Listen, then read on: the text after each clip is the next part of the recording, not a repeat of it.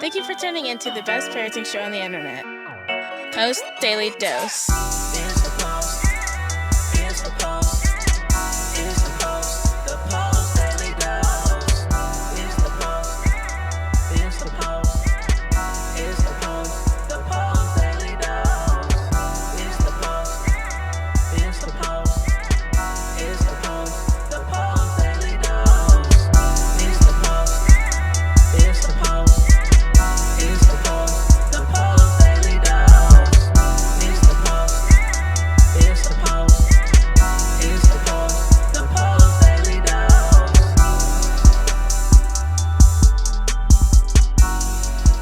Hey there, Post+Institute. This is Christy Saul, the co-founder, coming at you live for another episode of Post Daily Dose, the best little parenting show on the internet. I hope you guys are doing wonderful this evening. Of course, before we get started, I want to plug these books real quick.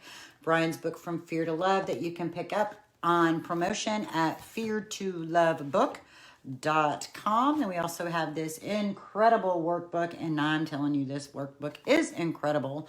And I did get some more progress made today, getting our printing company lined up to be able to do print for us so that we'll have that in-house. In the meantime, you can get it on our website as an ebook, or if you are in a hurry and ready to have it in your hot little hands right now, you can pick it up on Amazon through their print on demand. So they'll print it for you, a personal copy, and send it straight to your house just as well.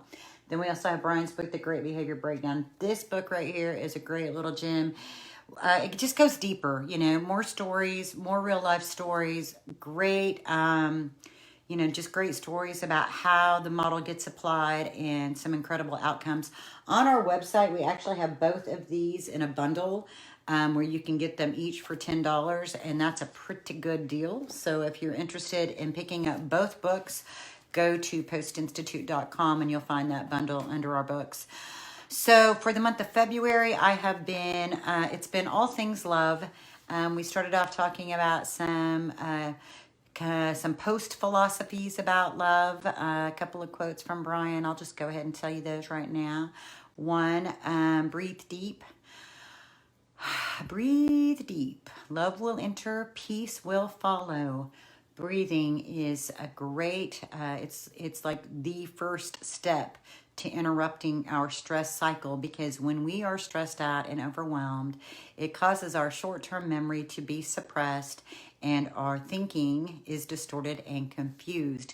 And part of that is because the first thing that we do when we are stressed out and overwhelmed is we hold our breath. Subconsciously, we just hold our breath. So I know people talk about, so just breathe. Yeah, just breathe. I know. You thought it was going to be so much more complex. But the thing is, in moments of stress, remembering to breathe, because until it becomes your habit, we continue to hold our breath. So I encourage people to do things like practice your deep breathing when you're doing the dishes or while you're sitting at your desk working, or one of my favorites is to practice it when I'm running late, because I am already stressed. And if I can practice deep breathing while I'm sitting at that stoplight, it will help me remember that all the stress in the world is not going to make that stoplight go green any faster. It will help me remember that unless I'm driving 100 miles, the fact that I'm driving 10 miles over the speed limit is not going to save me that much time and puts my family at risk. And so it just reminds me of all these very common sense, practical things when I can remember to breathe. And then it becomes more of a habit in other stressful times. So in fact, you can practice breathing to the point that when stress begins to take place in your body, that becomes your default, that you will actually begin to breathe in times of stress, which will help you be more effective in handling those moments. The other thing that we talked about as a post-ism is fear says fix it. Love says create an environment that is secure, that's predictable, be in loving relationship, and that is the recipe for people being at their best. So I see a few people getting plugged in and tuned in tonight. If anybody wants to say hi, I'd absolutely love to hear from you. So then we went to 1 Corinthians 13, and we have been picking that verse apart. And the reason I chose that is because so many people quote 1 Corinthians 13 when they think about love and what love means. And so last week and beginning this week, today's only Tuesday, so we're still in it. So if you have an interest in going back and listening to the ponderings of elements of 1 Corinthians 13, I encourage it. The feedback has been really good, that it's invited people to think deeper. And that's really what this is about. This is about us really, we talk about all the love we have for our children. We talk about it quite a lot. And we may have love in our heart for our children, but sometimes our actions do not demonstrate the same love that we profess that we have. And I want to say hi to Joni and MB. Hello, thanks for saying hi. I appreciate y'all being here. So we've talked about love is patient, and love is kind, and love does not envy, and love does not boast. It is not proud. It does not dishonor others. It is not self-seeking, and it is not easily angered. Boy, how many times do we lose our patience? How many times are we unkind and spew our stress on others? How many times do we dip into the blues and find ourselves grieving because we're envying other people, envying a life that maybe we dreamed was going to be our life? And the problem with envy is it takes us out of the moment. It takes us out of where we've been planted and the purpose that we've been called to. Love does not boast. It doesn't draw attention. It doesn't take all the credit. It shares the credit. When we are boasting and being prideful, it's simply saying that we are feeling insecure about whether or not we're going to get credit for our good deeds. Rose says she got her book today. That is awesome. Well, hun, that came straight from my house to yours. So I'm so glad that it arrived safely. When we talk about love is not self-seeking, it's talking about that the things that are sustaining are things that have concern for the whole, whether it be the whole family, the whole community, the world, your country, that when we are trying to build things that are truly going to be sustaining, that we can't be doing that in a manner that's self-seeking, that we have to have the consideration of what is good for the whole at the heart of the things that we are creating. Love is not easily angered. Whew. How many times do we flip our lid? Love keeps no record of wrongs.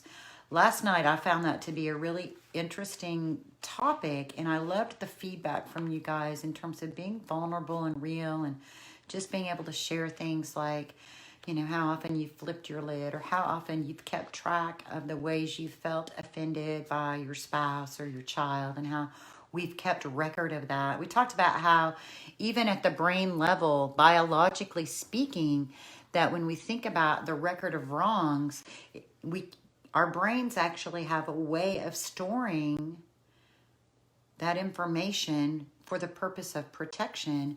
But then I was also thinking about how, biblically speaking, there's a lot of talk of the renewing of the mind.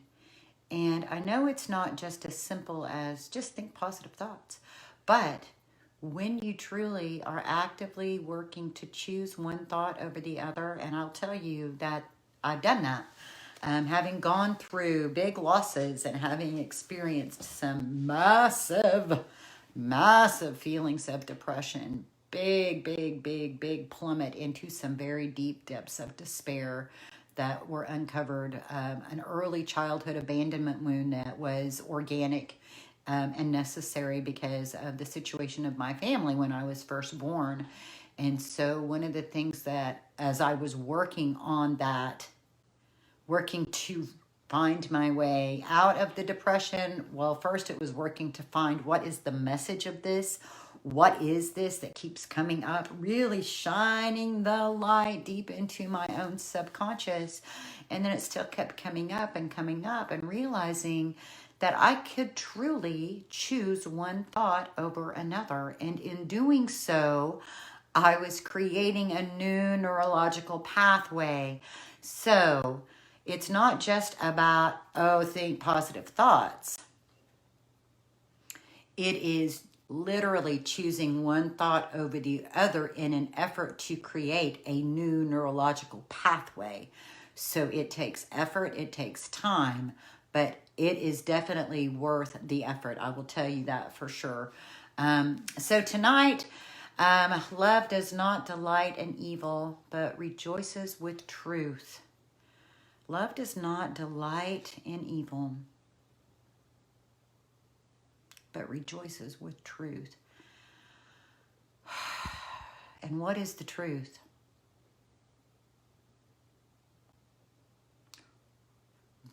What is even our truth? What is the truth about where the stories come that we tell ourselves? What is the truth about what our children really need? What is the truth about what's really most important? What's first things first? I think those are things worth asking yourself, because what is true for you about those things versus what is true for your child about those things versus another truth, someone else's truth, it's all going to be different. But what I really found myself thinking about when I read that was just this really deep sadness of just how much we lie. Period. Like everybody.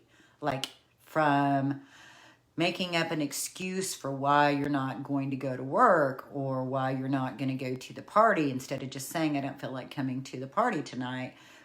We make up a story like because my child's sick or some other lie. It's a lie. It's just a lie. You know, why do we do that? Where did we get to the point in our relationships with one another that we have felt so not good enough in who we authentically are that we feel like we have to lie, even about things that in our minds we may think are small, like, you know, why I'm telling a lie about not going to work, or why I'm telling a lie about not going to a get together that I've been invited to. And then we think about how our children experience us telling these lies that we think of as small, polite lies to spare someone's feelings or something. But then they tell a lie and we get really upset with them. And so can you imagine how confusing that is to a child? But what I realize about lies is they all come from fear. All lies come from fear. Fear of not being good enough, fear of being disapproved of in some way, fear of having to, you know, go into a story deeper than what you feel like and having to be more revealing than you want to, because they may ask questions and we haven't figured out how to say, I really don't feel like talking about it. I just wanted to be honest with you and tell you the truth. Why? What has happened? And then, I mean, I'm just talking about some things that are kind of simple, so to speak. And then I think about, you know, all of our time on the internet and all of the fake profiles and trolls and people who just lie. Like they lie about who they are. They lie about what they think, how they feel. They're like, what in the Sam Hill is going on here, right? But let's talk about, because lying is such a big deal for our families and for our children. And I think that the fear we have as parents is, if our children lie to us, what do we know to believe? And where do we step in to advocate for them and to protect them when we're not sure what the truth is? Because sometimes they've lied. Or maybe they are lying about the situation that is concerning. And so I actually decided, I put a link in the description for this really great ebook that Brian wrote. Actually, Brian and I wrote that together several years ago. It's $3.95. So if you want to pick up the ebook, so you have it there in your hot little hands on your device, able to read it, it's really valuable. And I think it'll really awaken your sensitivity to why children, especially children who come from tough places, why they lie. So it comes from fear. And I've already mentioned about the fear that other people lie. How other people lie is usually because they don't want to disappoint someone. They're afraid of what the truth will do to their relationship. And some people lie just because they're like to stir the pot. They just, in the controversy is thrilling to them, those warriors behind keyboards. But Brian has this really beautiful formula for helping families who are raising kids from tough places when lying becomes an issue, which it often does. The formula is pretty simple. Ignore the lie, but don't ignore the child. What? Ignore it? Are you kidding me? How can I ignore it? It makes me so angry. Oh, wait a minute. Love's not easily angered. We get so upset. Because a lot of times we get upset because we've had people lie to us in the past. So then we have to look at our own blueprints about lying. So there's another piece of this, like our upset feelings about our child lying. Is it really about our child lying and all those things that I just mentioned? Or do we have blueprints where there have been other people in our life who lied and it was devastating, and we made promises to ourselves, these like, I'm going to lay my stake about lying, and I'm never going to let anybody lie to me again, and I'm never going to put myself in a position to trust people because when I trust them, it hurts. And so we make these vows to ourselves, and then we become parents, and then we have to wrestle with these vows that we made because we have to figure out how to help our child be in relationship with us. So ignore the lie, but don't ignore the child. And I want to read this to you because the way Brian says it, I think, is extremely helpful. He says, the formula for helping children overcome lying is to ignore the lie, but don't ignore the child. Let me say this again. Ignore the lie, but don't ignore the child. When you ignore the lie, you are ignoring the child's fear and stress. When a child tells a lie, it comes from a place of sheer terror. Remember, and he references a story that he tells earlier in the book. Children with trauma histories lie because for them it is a life and death situation. These children believe that telling the truth will mean abandonment. The threat of loss is as real as loss itself. So you can imagine when you go to your child and you ask, what happened to blah, blah, blah, and they tell you a lie, that right underneath that is sheer terror of abandonment. And they are in sheer terror in that moment because the fear of abandonment, the threat of abandonment, even if it's created in their own minds, is as real as abandonment itself. Ignore the lie. It's not that big a deal. Ignore the lie. They are way more important. Building this relationship is way more important. Ignore the lie, but don't ignore the child. So you can, we were talking yesterday in one of the graphics about the state level of memory. You can just say, okay, babe, and then lick it, click it, and just put your hand on their shoulder, on their back, ruffle their hair, whatever, and walk away. Come back later, outside of that moment, and simply say, when you say things to me that aren't true, it really hurts my heart. And it also scares me because part of my job is to protect you and to take care of you out there in the world with other people. So I can't tell when I need to go tell the teacher in the school that they're wrong or when I need to help you in a different way. When you tell me lies, it makes me really sad and it makes me really scared. That's it. Ignore the lie. Ignore the lie, but don't ignore the child.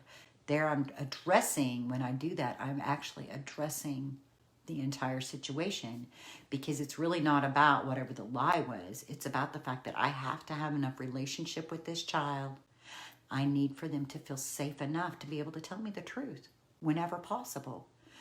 This one little formula has been repeatedly reported, and I have also experienced using this formula repeatedly, and it has been effective 100% of the time. Now, that also means that when your children start telling you the truth, even if they're very hard truths, that we need to honor that and respect that. We can say, wow, I really appreciate you telling me the truth. That's a really sticky situation. Let's see if we can figure something out together. Because I want to be a parent. I want to position myself in my relationship with my child so that they come to me with hard stuff. Because I want to be there to guide them through it. I want to be the parent who knows. Some parents, they position themselves in ways where by lots of rejection and abandonment and emotional absence, that is putting yourself in a position to not know what's going on with your child, especially in their teens and 20s, when it becomes most imperative, because they need our guidance the most then. But they're not going to come to you for guidance if everything has always been punishment and criticism and rewards and consequences. When unconditional love is the theme of the relationship, then they know they can bring to you hard situations, maybe even bad decisions that they made. It doesn't mean that I'm going to always agree with you, but you never have to go through it alone. And that's huge. That's huge for our children. So, love does not rejoice in evil,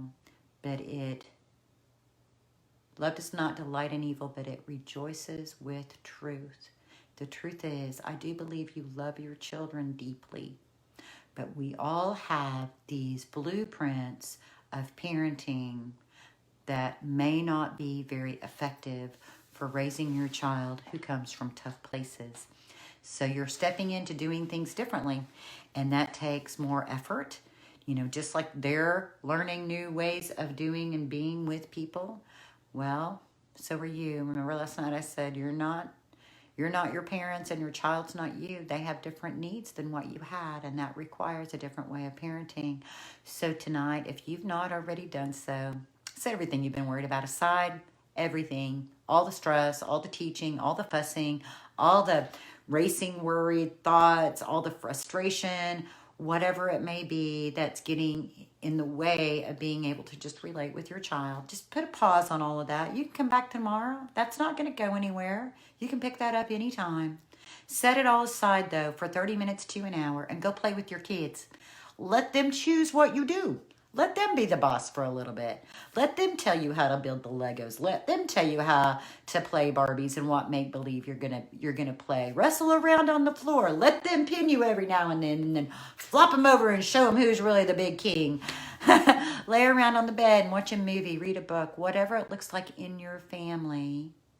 Spend time just loving them. Let them feel the love you have for them come from your entire being, and let it shine from your eyes so that they know, even though there may be rough patches along the way, love never fails, and that your love is unconditionally here, never wavering, that you're not going to abandon them, that you're not here to reject them, but you're here to love them. And remember what Brian tells us, in any given moment, we can activate our blueprints of stress and fear or overwhelm, or we can take 1 to 2 to 3 breaths, and we can choose love. Much love to you guys. It's CL Time. Join us live on weekdays at 6:30 Central Time on Facebook at the Post+Institute. Don't forget to get your copy of Brian's best-selling book, From Fear to Love, on promotion. Just pay shipping and handling at www.feartolovebook.com. That's www.feartolovebook.com.